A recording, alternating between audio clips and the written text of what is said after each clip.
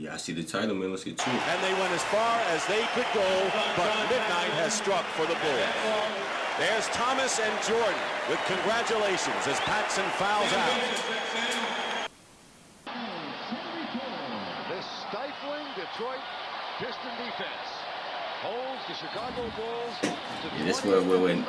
Okay. But Michael Jordan had 31, and he's with Pat O'Brien. I'm not gonna show the child. Zay walked out on him.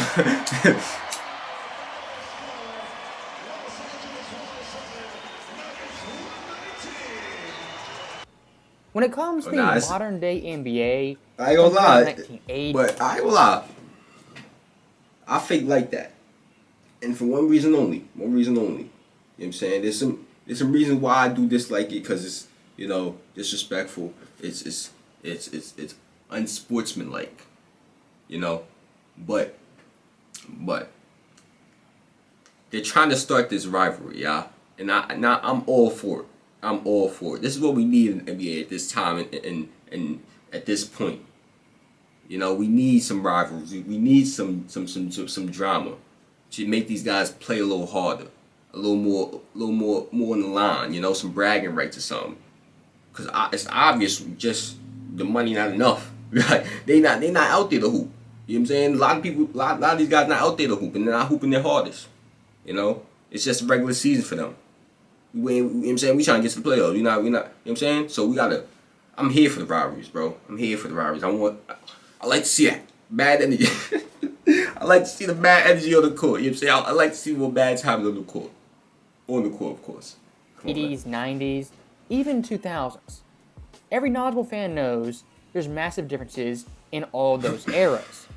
You can look at three-point shooting, tougher defense, hand checking back in the day, and of course load management in this era.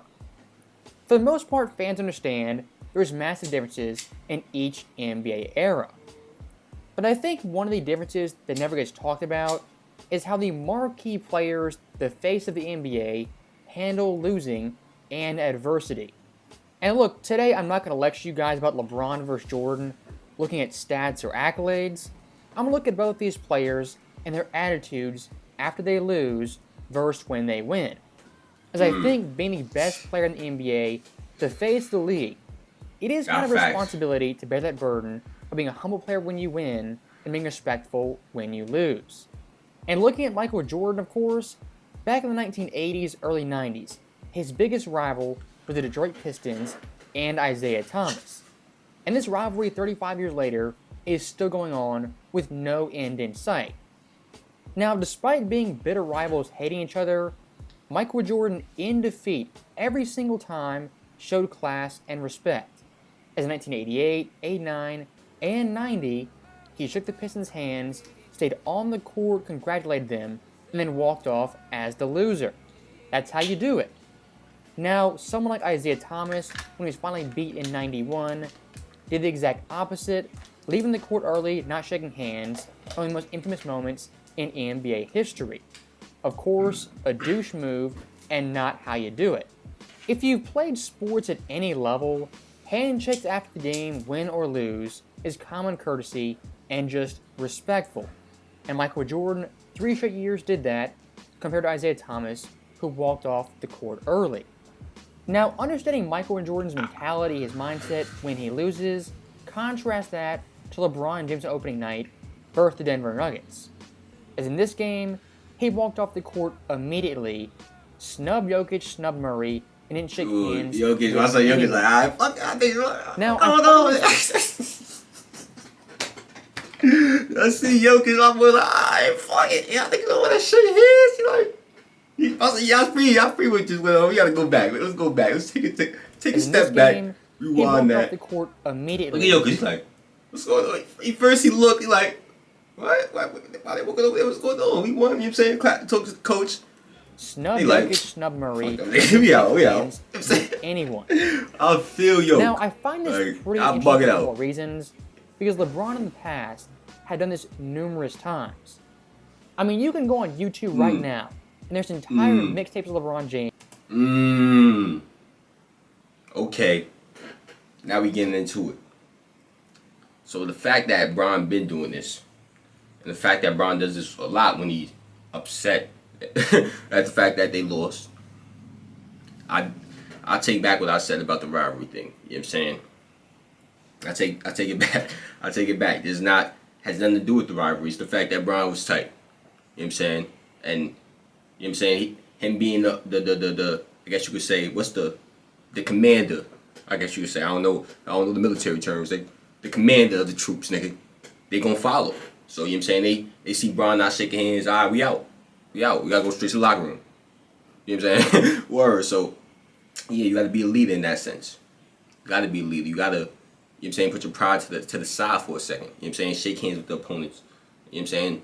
And then get into it. Then get in the locker room, talk to your guy. You know what I'm saying? Figure out what's the reason. Figure out how you gonna fix it. You know?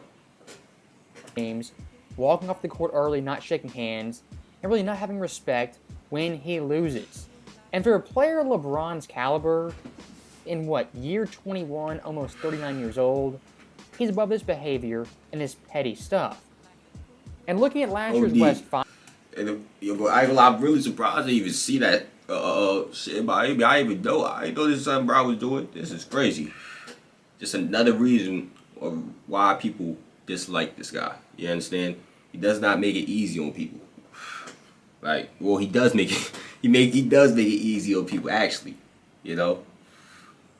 I would say he doesn't make it easy on people to like him, but he does make it easy for people to dislike him. You know what I'm saying? Makes it very easy. Shit like this. In Game 3 versus Denver, LeBron James also walked off the court early. Contrast LeBron in losing versus LeBron in winning, and it's a very different story. As in the second round versus Golden State, when he won at home, he was on the court hugging everyone, chopping it up, and dapping it up for close to 15 minutes. Real. My overall problem with snubbing Denver in Game 1 to open that's not.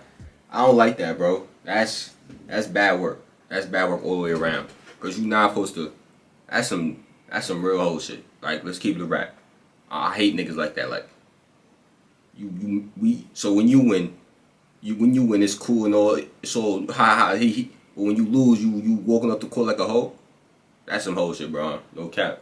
That's some whole shit. You know what I'm saying? Like, it is kind of embarrassing for a player LeBron's caliber. And looking back to this summer, when you call out Mike Malone, trash talk him, call yourself the sun in the center of the universe. You can't walk off the court early and not shake hands. As Denver at this point is quite literally the big brother of the LA Lakers. And I think even the biggest LeBron fan would admit, if the Lakers won opening night, LeBron undoubtedly would have been on the court dapping everyone up and shaking Jokic and Murray's hands like he's supposed to. The overall problem is, though, LeBron's attitudes in losing versus in winning. It's a big contrast. Little things like this over the years, they add up and they annoy a lot of the fans who have the old NBA in the 1990s and 2000s. As back in that era, if you hated a team, hated a player, talked smack to them, and ended up losing, you didn't tuck your tail and run. You would tip your hat to them, show respect, like Jordan did versus the Pistons. And looking back at last year's West Finals in Game 4, after that game LeBron James had a pseudo-fake retirement. I might come back, I might not.